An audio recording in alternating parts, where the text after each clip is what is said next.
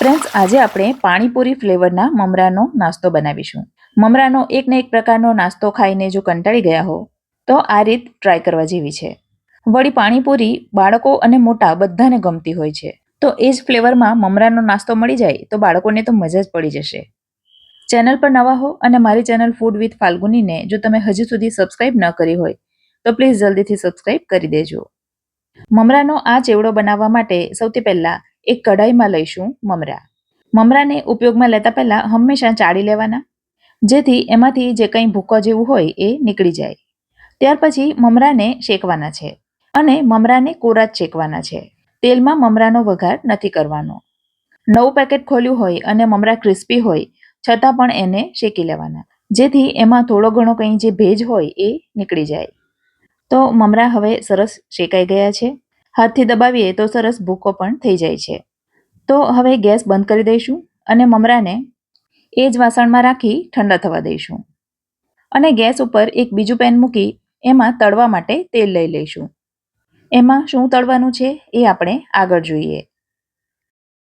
તો અહીં મેં લીધા છે લીલા મરચાં. 2 મરચાંને થોડી મોટી સાઇઝમાં કટ કરી લીધા છે. મારા મરચાં થોડા મોડા છે. તમને તીખું વધારે પસંદ હોય તો તીખા મરચાં પણ લઈ શકો. 2 ડાળખી લીધા છે મીઠા લીમડાના પાન. અને આ છે પુદીનાના પાન. પુદીનાને સરસ ધોઈ એના પાન છૂટા કરી લીધા છે અને એકદમ કોરા કરી લીધા છે. તો 1 કપ જેટલા પુદીનાના પાન છે અને 1 કપ જેટલી લીધી છે કોથમીર. કોથમીરને પણ સરસ રીતે ધોઈ અને કોરી કરી લીધી છે. અને લીધા છે 2 ટેબલસ્પૂન જેટલા કાચા શિંગદાણા. આ તરફ તેલ સરસ ગરમ થઈ ગયું છે. હવે જે પૌવા તળવા માટેનો જારો આવે છે એ મેં અહીં લીધો છે. અને સૌથી પહેલાં એમાં પુદીનાના પાન લઈ લઈશું અને જારાને તેલમાં ડુબાડી પુદીનાના પાનને તળી લઈશું. તળતી વખતે તેલ સારું એવું ગરમ રાખજો ફ્રેન્ડ્સ, અને ચમચી વડે હલાવી ઉપર નીચે કરી લઈશું, જેથી બધા પાન સરસ રીતે તળાઈ જાય. એને તળાતા વધારે વાર નહીં લાગે. અડધીથી 1 મિનિટમાં જ એ તળાઈ જશે. પાન ક્રિસ્પી થયા એમ લાગે એટલે તેલમાંથી બહાર કાઢી લઈશું. પાન બળી ન જાય એનું ખાસ ધ્યાન રાખવાનું. તો એને એક બીજા વાસણમાં કાઢી લઈશું અને એ જ રીતે કોથમીરને પણ તળી લઈશું. પાણીપુરીના પાણીમાં જે નેચરલ વસ્તુઓ ઉમેરવામાં આવે છે એ જ બધી ઉમેરી છે. વળી આપણે એમાં કલર પણ નથી ઉમેરવાના, અને છતાં પણ એકદમ ગ્રીન કલરનો ચેવડો તૈયાર થશે અને ખાવામાં એકદમ હેલ્ધી. તેલમાં બબલ્સ ઓછા થઈ જાય એટલે સમજવાનું કે એ તળાઈ ગયા છે. તો હવે એને પણ પુદીના સાથે જ લઈ લઈશું. હવે એ જ રીતે લીમડીને પણ તળી લઈશું.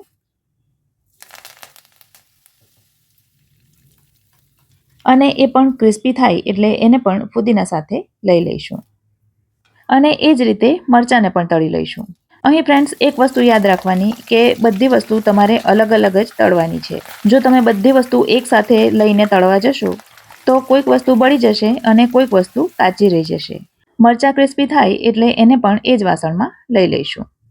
અને છેલ્લે શિંગદાણાને પણ એ જ રીતે તળી લઈશું.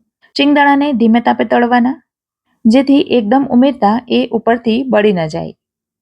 શિંગદાણા ક્રિસ્પી થાય એટલે એને એક બીજા વાસણમાં લઈ લઈશું.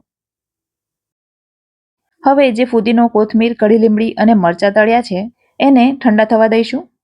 અને ત્યાં સુધીમાં એક મસાલો તૈયાર કરી લઈએ. જેમાં લીધી છે ½ ટીસ્પૂન હળદર, ½ ટીસ્પૂન લીધો છે શેકેલા જીરાનો પાવડર, ½ ટીસ્પૂન લીધું છે સંચળ, જેને આપણે બ્લેક સોલ્ટથી પણ ઓળખીએ છીએ. 1 ટીસ્પૂન લઈશું દળેલી ખાંડ. હવે અહીં આપણે લઈશું જલજીરા. જલજીરા કોઈ પણ કિરાણા શોપમાં સરળતાથી મળી જાય છે. તો 1 ટીસ્પૂન જલજીરા લીધું છે અને ½ ટીસ્પૂન લીધો છે ચાટ મસાલો. મીઠું અત્યારે આપણે નહીં ઉમેરીએ, કારણ કે ચાટ મસાલો, જલજીરા વગેરેમાં પણ મીઠું હોય છે અને સંચળ પણ આપણે અંદર ઉમેર્યું છે, માટે જો જરૂર લાગે તો પાછળથી મીઠું ઉમેરી દેવાનું. બધું સરસ રીતે મિક્સ કરી લઈશું. આ તરફ કોથમીર, ફુદીનો, મરચાં, મીઠા લીમડાના પાન વગેરે પણ સરસ ઠંડા થઈ ગયા છે અને ક્રિસ્પી પણ થઈ ગયા છે. તો આ બધી વસ્તુને એક મિક્સરના જારમાં લઈ લઈશું અને મિક્સરમાં પીસીને એની સરસ બારીક પેસ્ટ બનાવી દઈશું. તો તમે જોઈ શકો છો આ પ્રકારની સરસ મજાની બારીક પેસ્ટ તૈયાર થઈ ગઈ છે. આપણે એમાં કલર નથી ઉમેર્યો છતાં પણ એકદમ ગ્રીન દેખાય છે. હવે આ તરફ મમરા પણ સરસ ઠંડા થઈ ગયા છે. મમરા થોડા વધારે હતા તો મેં 1 વાડકો મમરા કાઢી લીધા છે. હવે સૌથી પહેલા એમાં તળેલા શેંગદાણા ઉમેરીશું. ત્યાર પછી જે મસાલો આપણે બનાવીને રાખ્યો છે એ ઉમેરી દઈશું. ચમચી વડે મસાલો બધા મમરામાં ફેલાવી દેવાનો. હવે મિક્સરમાં વાટ્યો છે એ મસાલો પણ બધો અંદર ઉમેરી દઈશું. ફ્રેન્ડ્સ, આ ચેવડામાં આપણે લાલ મરચું નથી ઉમેરી રહ્યા, કારણ કે ચેવડો લીલા રંગનો બનાવી રહ્યા છીએ અને તીખાશ તરીકે લીલા મરચાંની તીખાશ પૂરતી છે. તો બધું હવે સરસ રીતે મિક્સ કરી લઈશું અને બધું મસળીને મિક્સ કરવાનું હોય છે તો હાથથી મિક્સ કરવામાં વધારે સરળતા રહેશે. ફ્રેન્ડ્સ, તમે જોયું હશે કે ચેવડામાં ખૂબ જ ઓછામાં ઓછા તેલનો ઉપયોગ થયો છે. કોથમીર, ફુદીનો વગેરે તળવામાં જે તેલ વપરાયું હતું એટલું જ તેલ મમરામાં જશે.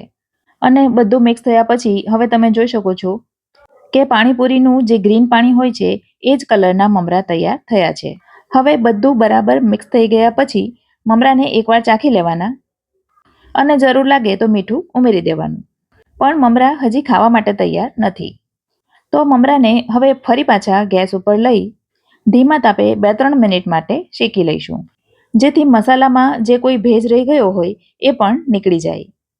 ખૂબ જ ટેસ્ટી અને એકદમ ફ્લેવરફુલ મમરા તૈયાર થાય છે. ફ્રેન્ડ્સ, મમરા ઠંડા થયા પછી એને એક એરટાઇટ ડબ્બામાં ભરી લેવાના. આ મમરા 15 દિવસ સુધી ખરાબ નથી થતા, પણ મમરા એટલા ટેસ્ટી બને છે ને કે 2 દિવસમાં ડબ્બો ખાલી થઈ જાય છે. તો મારી આ પાણીપુરી ફ્લેવરના મમરાની રેસિપી તમને ગમી હોય તો વિડીયોને લાઇક કરજો અને તમારા ફ્રેન્ડ સર્કલમાં ચોક્કસથી શેર કરજો. ફરી મળીશું આવી જ એક નવી રેસિપી સાથે. ત્યાં સુધી મને રજા આપો. આવજો.